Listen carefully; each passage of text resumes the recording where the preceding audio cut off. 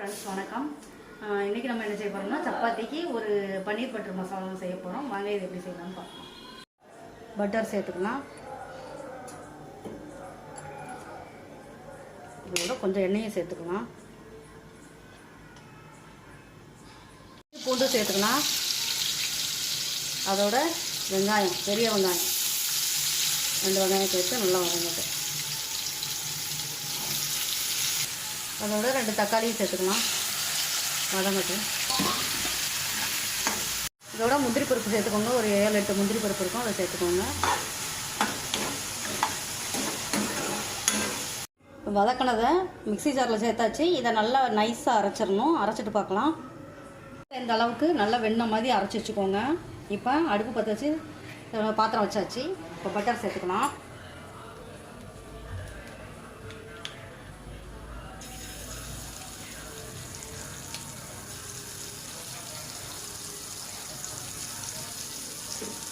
எண்ணெய் சேர்த்துக்கோங்க.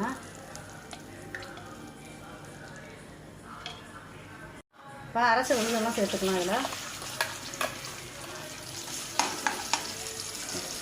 Kashmiri chilli 1 teaspoon சேர்த்துக்கிறேன். சாதா ரெட் சில்லி பவுட்ரு அது 1/2 டீஸ்பூன் சேர்த்துக்கோங்க. கரம் மசாலா அது கொஞ்சோண்டு சேர்த்துக்கோங்க. மல்லித்தூள் 1 டீஸ்பூன் சேர்த்துக்கோங்க. இது சீரகத்தூள் சேர்த்துக்கோங்க. இதெல்லாம் நல்லா கிண்டி இதெல்லாம் நல்லா வதக்கி விட்ருங்க. எண்ணெயில் பட்டர்லேயே வதங்கணும். தேவையான அளவு தண்ணி சேர்த்துக்கோங்க.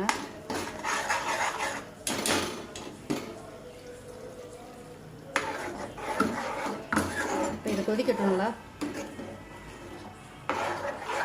சேர்த்துக்கோங்க. கொஞ்சோண்டு சாட் மசாலா சேர்த்துக்கோங்க. இதோட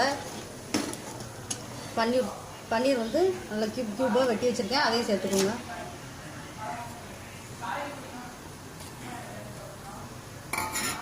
காஞ்ச வெந்தயக்கீரையை சேர்த்துக்கோங்க. இதோட அது நல்லாயிருக்கும். பன்னீர் கிரேவி ரெடி ஆயிடுச்சு.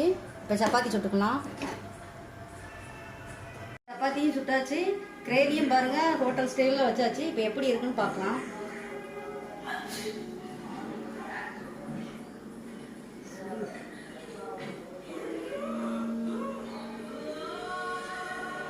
சூப்பராக இருக்குங்க.